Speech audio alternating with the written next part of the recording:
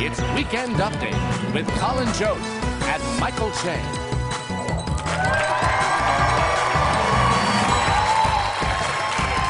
Hello, everyone. Welcome to Weekend Update. I'm Michael Che. I'm Colin Jost. Thank you for joining us for this, the last Weekend Update before the presidential election. Are you excited, Michael? Hell no. Well, the election is only 3 days away now, but remember, it's not over till the fat lady sings. And there's no way Trump is letting a fat lady anywhere near him. We thought this election was over 2 weeks ago. Then, in the spirit of Halloween, the FBI dropped a flaming bag of dog crap on our doorstep and ran away. They gave us no clue about all these emails and what they're about. Hillary could be involved, or maybe not. It could be full treason, or just a casual chat about yoga. We don't know. The FBI basically sent us this emoji. What do we do with that?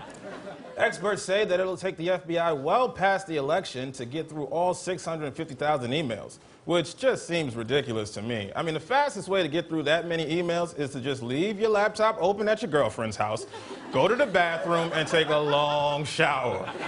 Believe me, 3 days later, when you ask her where she wants to eat, she's gonna be like, I don't know. Won't you ask that funky bitch Benghazi? And of course, this all involves this idiot. Because a wiener always pops up at the worst possible time. He had 650,000 emails on his computer, and that's just the laptop he shared with his wife. Imagine how much weird stuff he's got on that old Dell computer he has hidden in the floorboards. It is fascinating to see the double standard. I mean, just the mystery of what Hillary could be hiding in those deleted emails is somehow worse than what we've actually heard Donald Trump say. I bet Hillary's thinking, like, why'd I even throw those emails out? That's like giving up weed for a job interview and then losing that job to a crackhead. It's like, what? It doesn't make sense. You know what? If I was Hillary, I'd just make up a bunch of ridiculous Trumpy-sounding emails and then just hand them over to the FBI right now. Like, here you go, 31,000 hilarious emails about me grabbing dongs and calling Chinese people Ninja Turtles. Then Melania Trump made a rare campaign speech on Thursday and said that as First Lady, she would fight against bullying on social media and that we must treat each other with respect and kindness. Donald Trump called his wife's speech sad, fake, and gay. Donald Trump also received the endorsement of the official newspaper of the KKK. What are the odds? What was that meeting even like? Just some dude in the KKK like, now, Earl, hear me out. But what if this time we endorse the white man?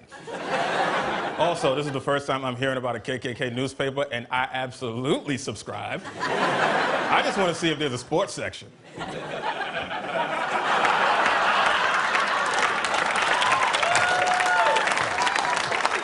And it was reported that Hillary Clinton has already booked an election night fireworks display over the Hudson River, either to celebrate her victory or to visually demonstrate how her campaign exploded. Too real.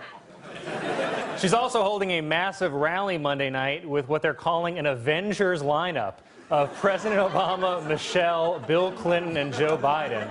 But if you're Hillary, maybe don't call them the Avengers because it just makes us think about which Avenger Hillary is. And girl, you Hawkeye. But no matter who wins this election, we can't let political parties and the media divide us, okay? We're not different. We're all the same. We have basic needs. We have the same basic wants. We all want respect. We all own a sweater that we never wear but will never throw away. We all have that one line of a dumb song that we don't even like stuck in our heads for days at a time. We all say, you too, when our deli guy says, hey, have a good show, man, and then walk away mumbling to ourselves like, why am I so stupid? It's because we're all the same. Who cares if we can't agree on global warming or religion? Doesn't matter, because someday we're all gonna drown and burn in hell together. And look, people need to trust Americans to make the right decision. That is how democracy works. Sometimes we make great decisions, like serving McDonald's breakfast all day. And sometimes we make terrible decisions, like eating McDonald's breakfast all day. And I know right now it seems like we're hopelessly divided, but soon we'll all come together as a country to begin that long journey toward impeaching whoever we just elected. Because on Tuesday, the fate of our country is finally in the hands of the people who truly matter, the Russian teenagers who will hack into our voting machines.